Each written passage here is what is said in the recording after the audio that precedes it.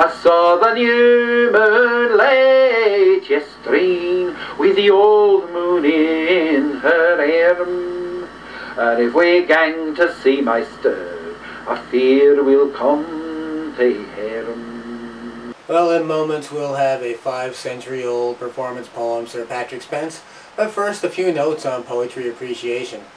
Patrick Spens is in an archaic dialect. It's what we call modern English. It's not Old English like Beowulf, which most of us would have a lot of trouble reading. And it's not Middle English like Chaucer, which every one of us would be able to read with a little bit of intense concentration. I highly recommend Chaucerian interpolation. Everyone should try to read Chaucer in its original language that hasn't been translated.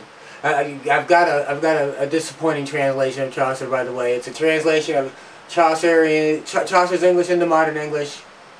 It's okay. That's kind of okay. It's more fun to read it in the original. But then Chaucer has quotes at the beginning of every chapter that are either in French or Italian, neither of which do I speak, and those quotes are not translated. So, good luck with that. Sir Patrick Spens is traditional anonymous verse from the English-Scottish border region, and it shows what was called the sense of humor. Now we think of a sense of humor just meaning saying something funny and you get a laugh. But this really depicts what the sense of humor originally meant. It's a different kind of a twist. It's not exactly a laugh. It's a kind of humorous irony that you're supposed to see. And let me point out one of the early parts here so that you'll appreciate it as it comes up in the poem. It begins, it looks like there's something heroic happening, but actually it's mock heroic. Here's the king, and but there's a little bit of foreshadowing that something might be wrong because he's drinking blood-red wine. Not just wine, and not just red wine, but blood-red wine. So when he's asked, where can I get a good sailor to sail this ship of mine, and where shall I get?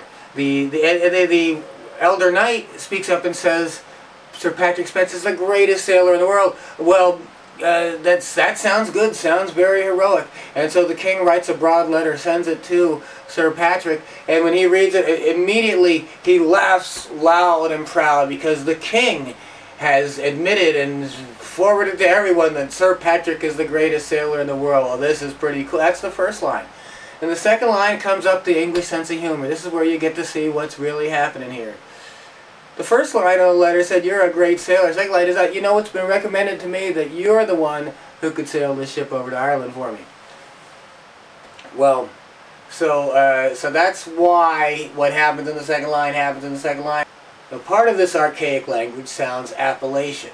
You'll notice that when the elder knight speaks, eldern as they said in their dialect, but when he spak or spake, when he speaks up, it's he up and spak, just like Jed Clampett would. He up and spoke. Most of us today don't say that, and if we do speak that way, we're making fun of people that used to speak that way a long time ago, that lived out in the country or on farms or in mountains and were in those ways very inferior to us.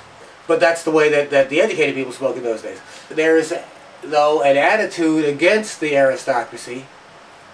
The king sits in Dumferling town. He's not sitting here. He's not here in the same town where we are. He's off in some other town. This king is an aristocrat. He's very rich.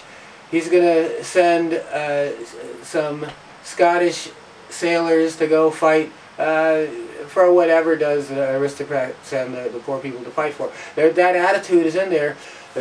The Earl of Dumferling represents the King of England, and these were the days of the English Civil War.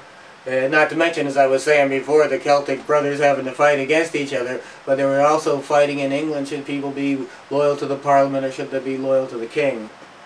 In this case, there's the attitude is shown against the king in a far-off town, giving orders.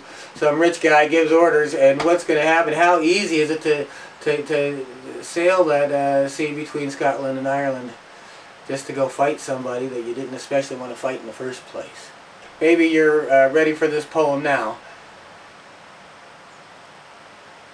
The king sits in Dumferling town, drinking his bluid-red wine.